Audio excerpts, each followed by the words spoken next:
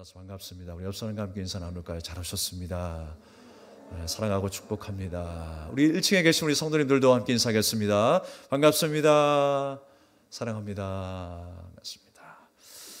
오늘도 주님 안에서 평안하십시오. 오늘 하나님의 크신 은혜와 능력이, 자유함이 여러분에게 가득하기를 주님의 이름으로 축복합니다.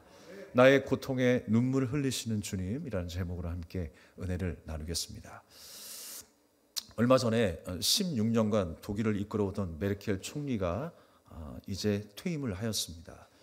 취임할 당시만 해도 과연 저 사람이 16년 동안 장기 집권을 할 것이라는 그 생각은 누구도 못했을 것입니다. 그런데 16년이 지난 지금에도 아쉬워하는 사람들이 많다는 거예요. 아직도 보고 싶다라는 사람들이 많이 있습니다.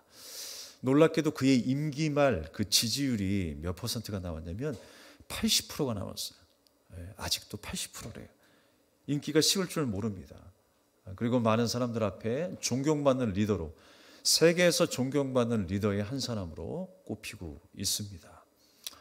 메르켈 총리는요, 그 예전에 있었던 독일의 이스라엘 대학살에 대해서도 여러 번 사과했던 사람이었습니다. 그는 일찍이 하나님의 말씀인 성경의 진리를 배운 사람이었고 불우한 이웃을 사랑하는 법을 알게 되었어요. 그래서 사랑과 용서와 관용을 베풀면서 예수님의 그 사랑을 실천했던 사람이었습니다. 특별히 2015년에 그 시리아 난민의 문제가 있었죠. 그래서 많은 나라가 거부하고 반대하였을 때에 이 메르켈 총리가 이 시리아 난민을 받아들이는 문제에 있어서도 이렇게 이야기를 했습니다. 우리는 많은 것을 잃었고 할 수 있고 장애물을 극복해낼 수가 있습니다 라고 말하면서 인도주의적인 결정을 내리고 결단하며 그들을 받아들였습니다.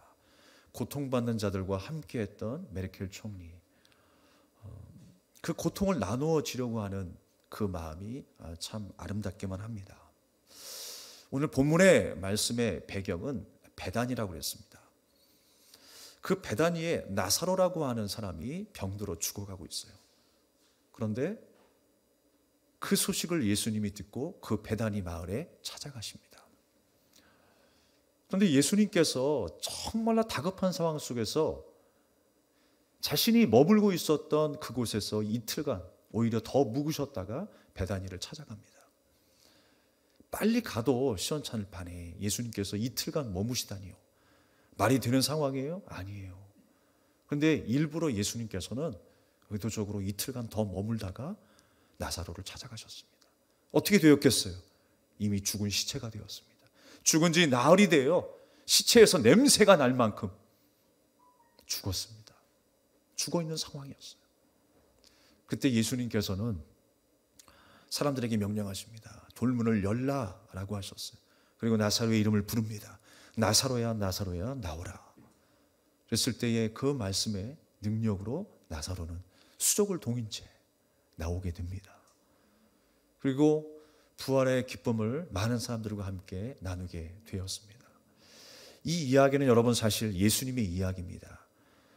이제 장차 예수 그리스도께서 그렇게 고난 받으시고 죽으셨다가 3일 만에 부활하시게 될 것을 우리에게 말씀하고 있는 장면인 거예요.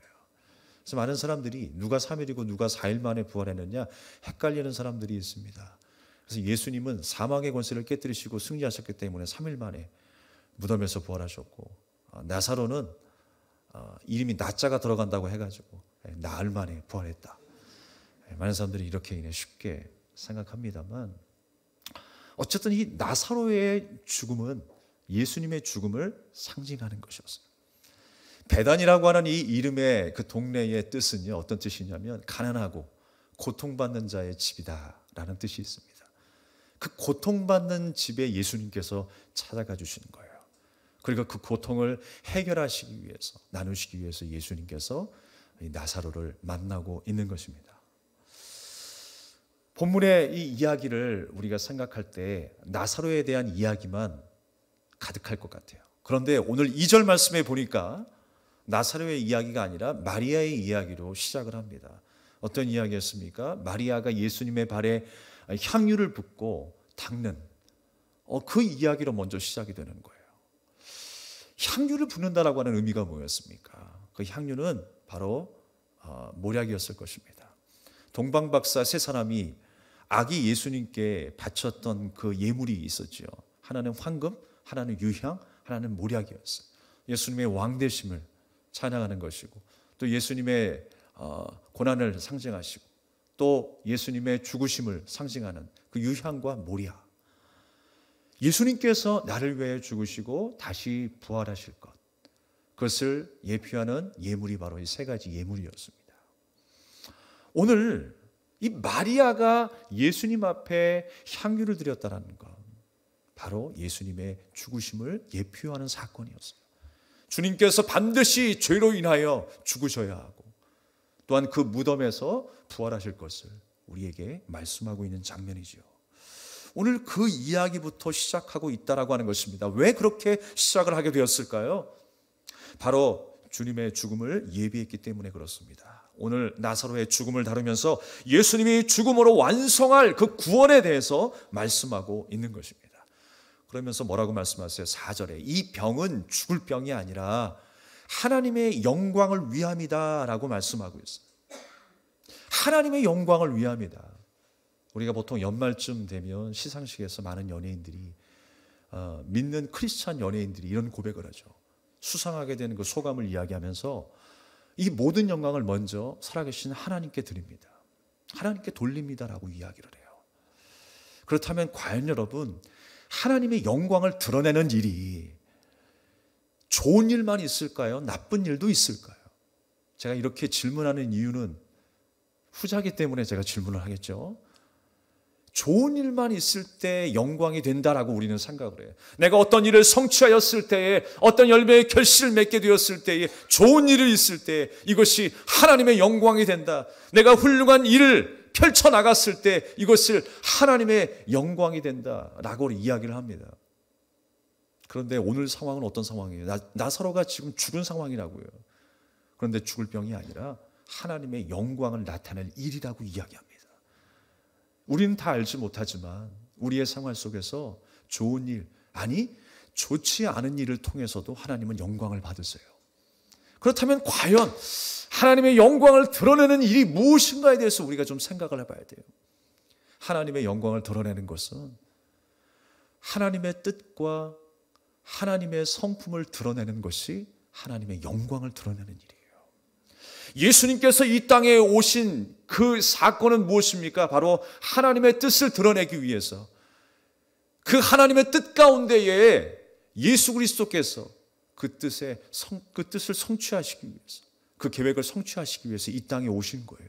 그 일이 무엇이었습니까? 바로 나를 위해 죽으시고 부활하시는 일이었어요. 그런데 먼저 그 이야기를 나사로를 통해서 말씀하고 있는 거예요.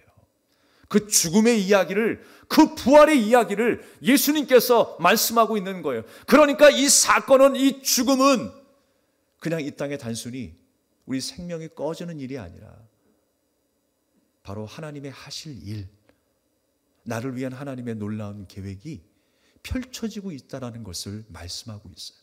그것이 하나님의 영광이래요.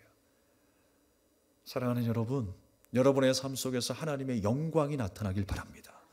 하나님의 마음이 우리의 마음이 되어서, 하나님의 뜻이 나의 뜻이 되어서, 주님이 기뻐하심이 나의 기뻐하는 일이 되어서 우리의 삶 가운데 아름다운 꽃으로, 열매로 맺어질 수 있기를 주님의 이름으로 축복합니다.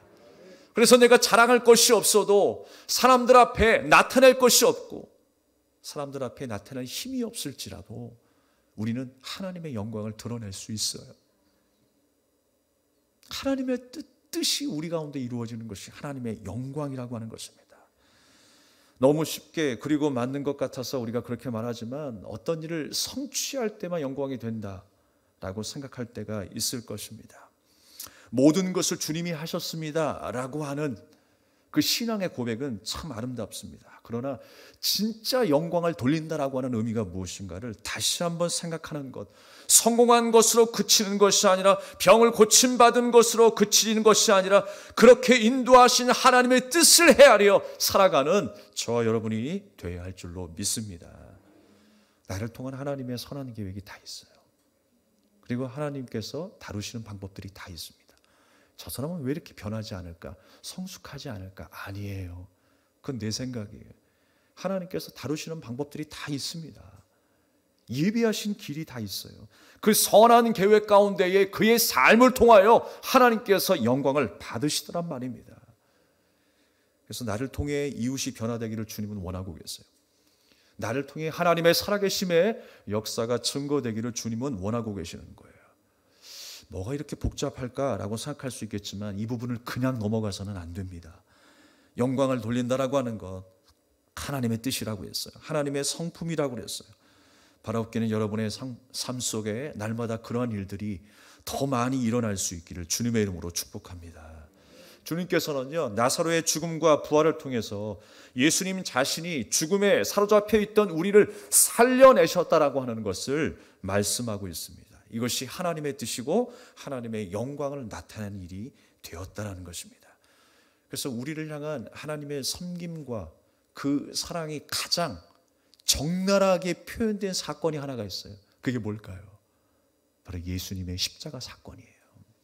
그게 바로 우리를 향하신 그 사랑이 가장 적나라하게 표현된 겁니다. 하나님의 용서가 십자가 사건을 통해 가장 선명하게 드러나게 된 거예요.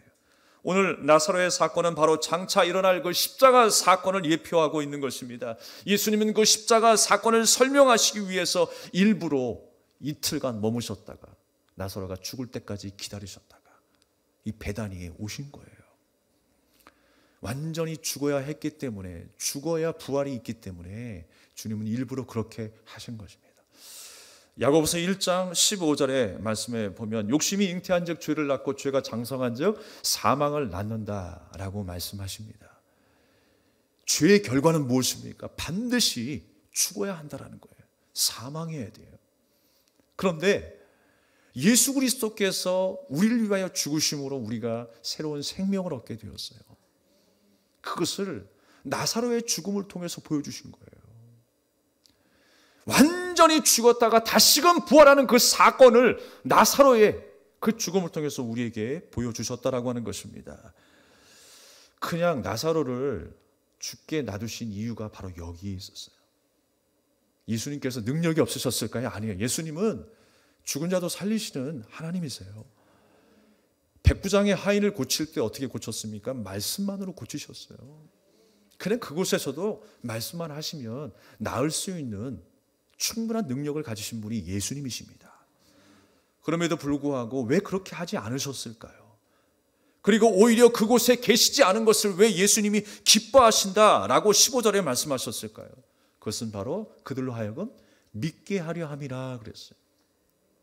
믿게 하시기 위해서 그렇게 하셨다라고 하는 것입니다. 백성들의 믿음을 위해서 나사로의 죽음도 주님은 불사하신 거예요. 그런데 그것이 주님의 기쁨이 되셨다라고 하는 거예요. 과연 여러분, 나를 바라보실 때 하나님께서 기뻐하실 때가 언제일까요? 내가 살아나는 데 있죠. 내 영이 살아나는 데 있어요. 내 믿음이 살아나는 데 있어요. 그것을 하나님께서는요, 가장 기뻐 받으신다라는 거예요.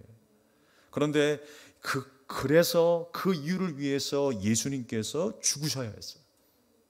예수님이 죽으셔야 내가 살아날 수 있거든요. 내가 새 사람이 되어서 하나님을 신뢰하게 됨으로 하나님을 기뻐하게 된다는 거예요.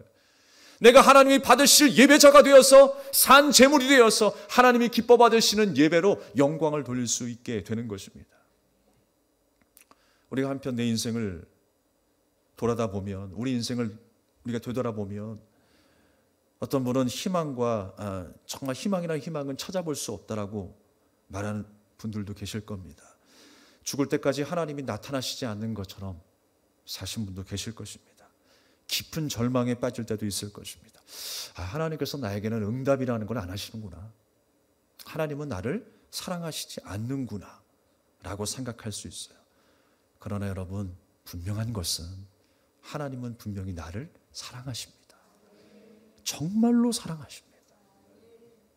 아주 많이 사랑하십니다. 그리고 나를 향한 그 영원한 계획은 한치의 오차 없이 지금도 이루어지고 있어요.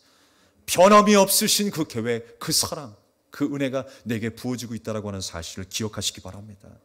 때때로 우리가 살아가면서 불편할 수 있습니다. 깊은 슬픔에 잠겨 있을 때도 있습니다. 내가 원하는 것으로 표현되지 않을 수 있습니다. 내 손에 쥐어지지 않는 우리 현실이라 할지라도 하나님이 나를 사랑하지 않는다라고 불평하는 그것은 오만이고 또 착각일 수 있습니다. 주님은 나를 너무너무 사랑하신다는 사실이에요. 주님은 나를 너무너무 사랑하셔서 독생성자 아들 예수 그리스도를 이 땅에 오셔서 죽이시기까지 했어요. 바로 그 사랑, 그 은혜를 힘입고 우리가 살고 있습니다. 우리가 21절의 말씀과 32절의 말씀에 보면 예수님께 마르다와 마리아가 했던 말이 있습니다. 예수님이 여기 계셨더라면 죽지 않았을 것입니다. 언니였던 마르다도 이야기를 하고요, 동생이었던 마리아도 그렇게 이야기를 합니다. 그런데 이 말을 가만히 생각해 보면 이런 느낌이죠. 예수님 참 유감입니다. 예수님이 오셨으면 나았을 건데 예수님이 늦게 오셔가지고 이미 죽은 상태입니다. 이게 유감을 표명하고 있단 말이죠. 그런데 그런 중에도요, 이 마르다는 어떤 고백을 하냐면 이런 고백을 합니다. 22절에 그러나 나는 이제라도 주께서 무엇이든지 하나님께 구하시는 것을 하나님이 주실 줄 아나이다. 그러면서 24절에 마르다가 이르되 마지막 날 부활 때는 다시 살아날 줄을 내가 아나이다 라고 이야기를 해요. 이게 참 믿음의 고백 같아요. 신앙 고백을 제대로 하고 있습니다. 그런데 문제는 뭐냐면 막연한 미래에 대한 소망은 있어요. 그러나 지금 나와 함께하고 계시는 그 부활의 주체이신 예수 그리스도, 나의 생명의 근원이신 예수님을 바로 만나지 못하고 있는 거예요. 우리는 장차 어떻게 될 것입니다. 장차 우리 인생이 어떻게 될 것입니다. 라고 하는 생각들은 가득 있습니다. 우리가 천국의 백성이 되고 천국의 은혜를 누리는 사람이 될 것이다 라고 하는 그 생각으로 가득 차 있습니다. 그런데 현실의 삶 속에 그런 감격과 은혜가 빠져 있어요. 우리가 세례받고 예수님 믿는다면서요. 나의 옛사람은 죽고 이제 거듭난 인생이 되어서 새 생명을 입은 사람으로 살아가고 있다면서요. 오늘 예수 그리스도께서 유대인들과 마리아와 마르다를 만나시면서 지금 비통해 하시는 장면이 나와요. 물론 예수님께서 그들의 고통에 참여해 주셔서 그 고통을 함께 나누신다라고 하는 의미도 있겠지만, 예수님께서 비통해 하셨다라고 하는 그 장면은 어떤 뜻이냐면요, 예수님께서 분노하셨다라고 하는 말씀이에요. 그 사람들에 대해서 분노하신 게 아닙니다. 뭐 장례식 때 그렇게까지 하실 필요가 있나 라고 생각할 수 있을 거예요. 그러나 예수님께서 그 사람들에게 분노하신 게 아니에요. 가만히 보면 죄의 권세 아래 놓인 그 백성들을 바라보면서 지금 안타까워하시는 거예요.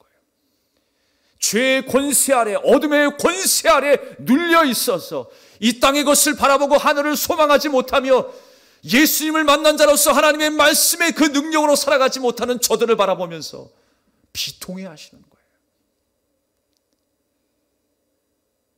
마르다가 그 막연한 미래에 대한 부활이 있을 것이다 라고 하는 그 믿음은 있었지만 지금 현재 일어나는 그 부활의 기쁨을 누리지 못하고 있다는 거예요. 내가 옛사람이 죽고 거듭나서 예수님을 만나서 새 생명을 살고 있는 우리의 삶, 그 능력의 삶을 살아야 되는데 지금 백성들을 바라보니까 그러지 못하고 있어요. 부활의 주인공이신 예수님을 제대로 믿지 못하고 있어요. 부활의 기쁨을 누리면서 지금도 하나님의 말씀 앞에 순종하는 새로운 인생을 살아야 될 하나님의 백성들이 그렇게 하지 못했다라는 것입니다. 이 나사로가 나흘 만에 부활을 하게 된 사건, 우리가 이 나흘이라고 하는 숫자를 생각해 볼 때 왜 하필이면 나흘일까라는 생각을 할 수가 있습니다. 그런데 유대인들, 이 히브리인들의 생각에는 어떤 생각이 있었냐면 나흘쯤 되면 우리 영혼과 육체가 완전히 분리된다라고 생각을 했어요. 그러니까 나흘이라고 하는 숫자를 표현한 데에는 나사로가 완전히 죽었다라고 하는 것을 우리에게 말씀하고 있는 거예요. 완전히 죽었는데 다시 예수님께서 살리셨다라고 하는 말씀을 우리에게 하고 계시는 것입니다. 그래서 이 마르다와 마리아가 고백했던 것처럼 우리가 때때로 하나님 앞에서 이런 마음으로 살아갈 때가 있어요. 육신의 것만 생각하고 또 이 땅의 소망을 가지고 살아가는 하늘의 소망이 없는 인생. 주님께서 여기 계셨다면 우리에게 이런 문제가 없을 것입니다. 거기에 집중되고 있는 거예요. 주님이 적재적소에 응답하셨다면 내 삶에 이런 문제가 없었을 것입니다. 내 가정 안에, 내 자녀 안에 이런 문제가 없었을 것입니다. 그런데 주님께서 그렇게 하시지 않았다라는 거예요. 응답하시지 않았다라는 거예요. 가만히 보면요, 어떤 생각만 있냐면 내가 이 땅에서 평안하고 안녕해야 되는데 왜 하나님은 응답하시지 않습니까? 라고 하는 유감의 표명을 하고 있어요. 우리의 시선이 여기만 머물러 있어요. 그렇게 나의 옛사람은 죽었고 거듭난 인생이라고 말하면서도 하나님의 영광을 나타내는 삶을 살겠습니다라고 고백하면서도 우리 시선이 여전히 이 땅 가운데 머물러 있어요. 그러나 주님은 그 모습을 보시면서 안타깝게 여기시는 것입니다. 죄의 권세 아래, 그 어둠의 그늘 아래 지배당하고 있는 그 백성들을 바라보시면서 심히 비통해 하시는 장면이 나오시는 것입니다. 고로새서 3장 1절 이하에 보면 위의 것을 찾으라라고 말씀하십니다. 나보다 바로 위에 수준 높은 사람을 바라볼 때가 있어요. 나보다 더 많이 가진 사람을 바라봅니다. 좀 더 배운 사람을 찾고 바라봅니다. 그러나 여러분, 우리에게 발생하는 것은 열등감밖에 없어요.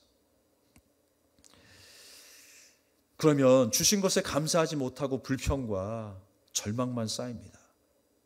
우리는 그 모든 것을 초월하여 역사하시는 하나님을 바라볼 수가 있어야 돼요. 마르다는 마지막 날 부활의 때에 다시 살아날 줄도 안다고 했지만 그냥 교리적으로만 알고 있는 거예요. 몸소 체험하지 못하고 있는 거예요. 지금 내 앞에 계신 예수님, 생명의 주체가 되신 예수님을 온전히 바라보지 못하고 있는 것입니다. 사랑하는 여러분, 주님이 나와 함께 하십니다. 우리의 모든 일상에서 주님이 일거수일투족 눈동자같이 바라보시고 머리털을 세시기까지 간섭하시는 주님이십니다. 그 주님이 동행하심을 믿고 날마다 믿음으로 사시는 여러분 되기를 주님의 이름으로 축복합니다. 오늘 26절의 말씀에 보니까 무릇 살아서 나를 믿는 자는 이라고 그랬어요. 영원히 죽지 아니한다라고 말씀하고 있습니다. 사실 이 말씀은요, 이 두 가지로 나누어진 말씀이 아니에요. 25절의 말씀과 26절의 말씀이 같은 내용인 거예요. 나는 부활이요 생명이니 나를 믿는 자는 죽어도 살겠고 무릇 살아서 나를 믿는 자는 영원히 죽지 아니한다. 이것을 내가 믿느냐라고 말씀하고 있습니다. 다른 것을 설명하는 것이 아니라 같은 말을 두 번 반복하고 있는 거예요. 지금 우리가 다시 태어난 인생을 살아가고 있습니까? 예수님의 은혜를 의지하고 예수님의 그 십자가의 표대를 바라보며 살아가는 그 다시 태어난 인생으로 살고 있느냐 말입니다. 우리는 죄의 권세를 이기신 예수 그리스도의 그 능력으로 말미암아 이제 죄의 권세가 아닌 하나님의 권세 아래 다스림을 받고 살아가는 인생이 되었어요. 저 천성을 바라보며 소망하는 인생이 되었다고 하는 것입니다. 예수님께서 승천하실 때의 그 모습을 우리에게 보여주신 이유가 무엇일까요? 그냥 뿅 하고 사라지실 수도 있는데 왜 제자들 앞에서 예수님이 승천하시는 모습을 보여주셨을까요?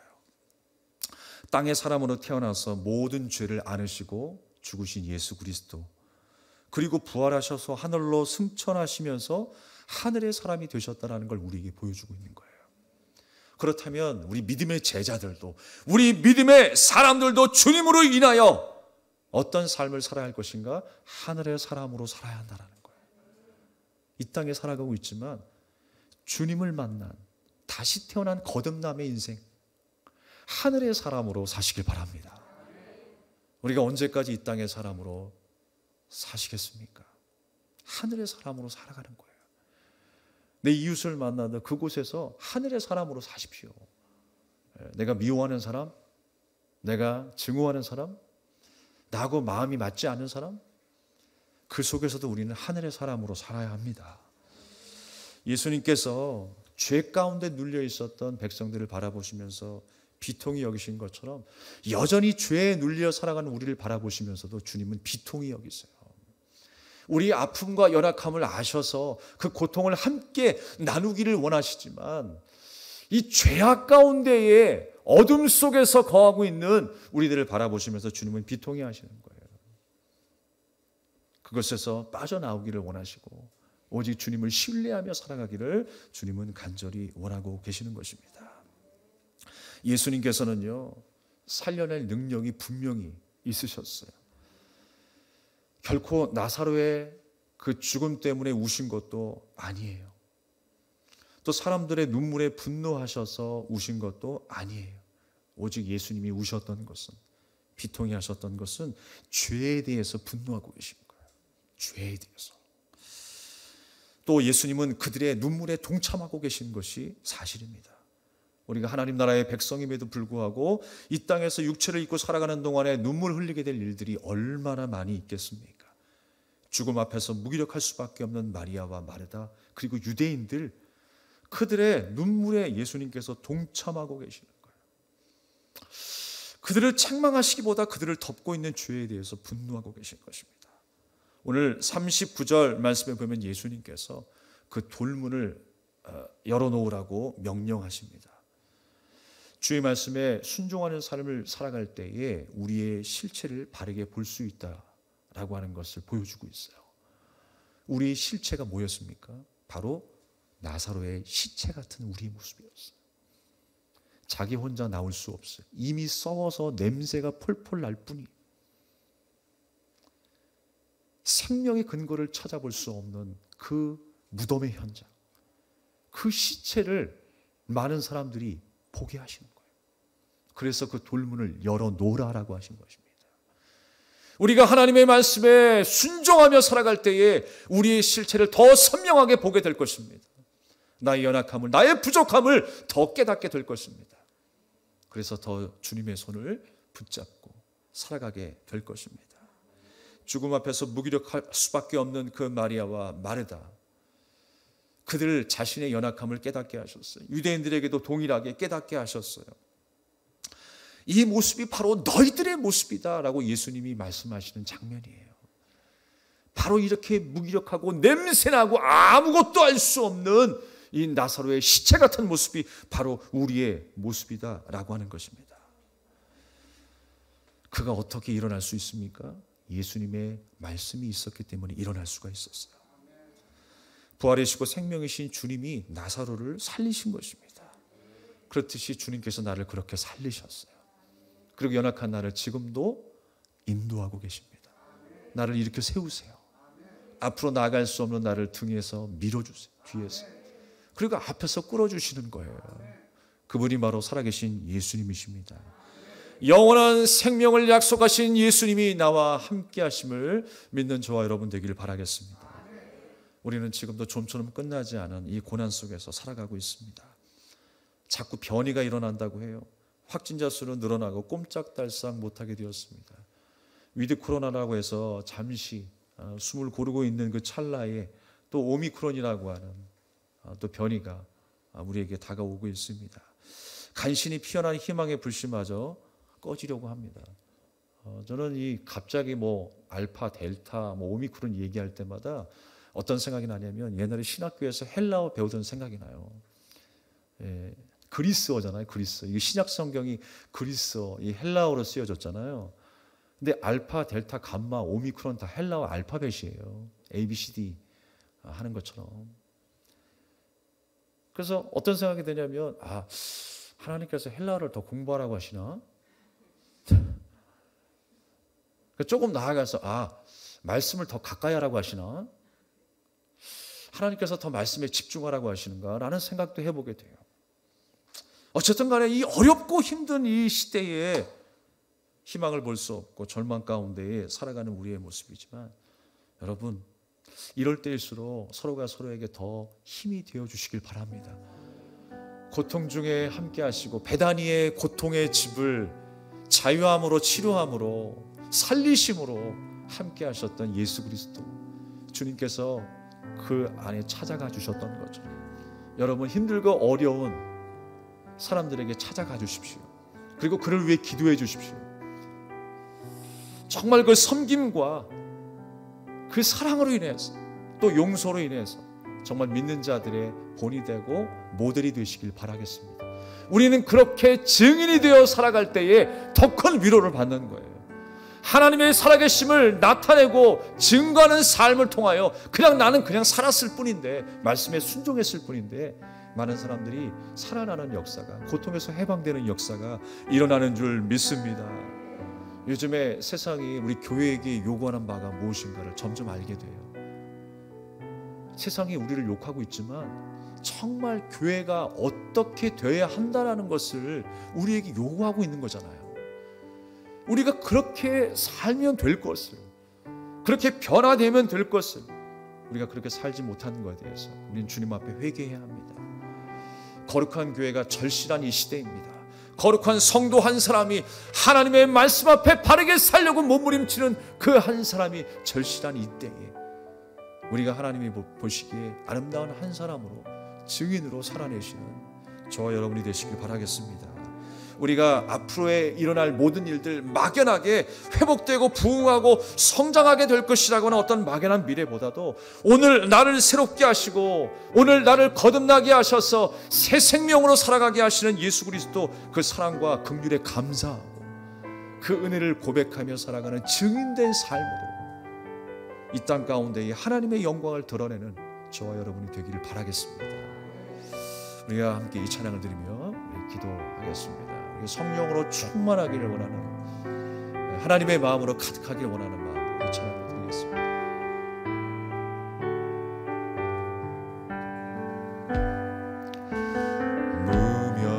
무명이어도 공허하지 않은 것은 예수 안에 난 만족함이라.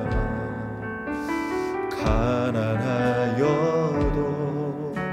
부족하지 않은 것은 예수 안에 오직 나는 부요함이라. 고난 중에도 견뎌낼 수 있는 것은 주의 계획 때문이라. 실패하여도 일어설 수 있는 것은 예수 안에 오직 나는 승리함이라. 난 예수로 충만하네. 난 예수로 충만하네. 난 예수로 충만하네. 영원한 왕 내 안에 살아계시네. 다시 한번. 무명이라도 낙심하지 않는 것은 예수 안에 난 완전함이라. 화려한 세상 부럽지 않은 것은 난 예수로 충만함이라. 난 예수로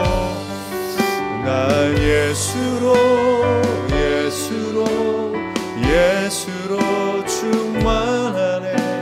세상 모든 것들로 부럽지 않네.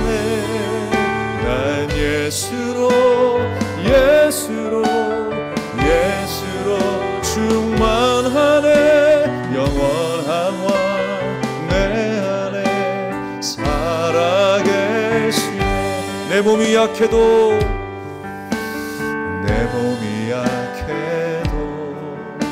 낙심하지 않는 것은 예수 안에 난 완전함이라. 화려한 세상 부럽지 않은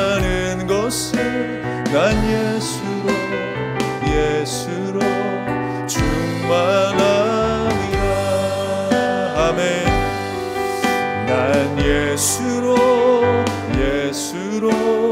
예수로 충만하네. 세상 모든 것들도 부럽지 않네.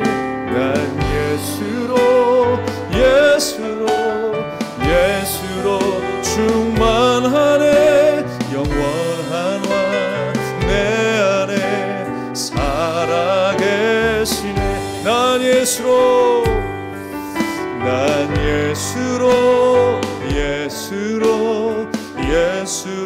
충만하네.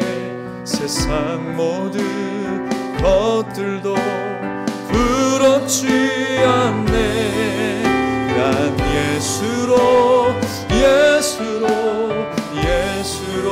충만하네. 영원한 왕 내 안에 살아계시네. 영원한 왕 내 안에 살아계시네. 영원한 왕 내 안에 다시 한번 고백합시다. 영원한 왕 내 안에 살아계시네. 할렐루야. 우리 주신 말씀을 우리가 기억하면서 함께 기도하기를 원합니다. 주님은 지금도 살아계세요. 나와 동행하고 계세요. 그 살아계신 하나님의 손을 붙잡아야죠. 마리아와 마르다는 부활에 대해서 이야기했지만 앞으로 일어날 막연한 부활에 대해서 이야기를 하고 있어요. 지금도 살아계셔서 나와 함께하고 있는 그 예수님을 바라보지 못하고 있어요. 우리는 주 안에서 새롭게 태어난 인생들입니다. 하늘을 소망하며 살아가는 인생들입니다. 하나님, 내 안에 계신 예수님을 날마다 경험하게 하옵소서. 주님 나를 만나주시고 말씀하시고 주님이 주신 그 감동과 은혜로 살아가는 승리하는 인생 되게 하옵소서. 우리 간절한 마음으로 주여 한번 외치고 기도하겠습니다. 주여!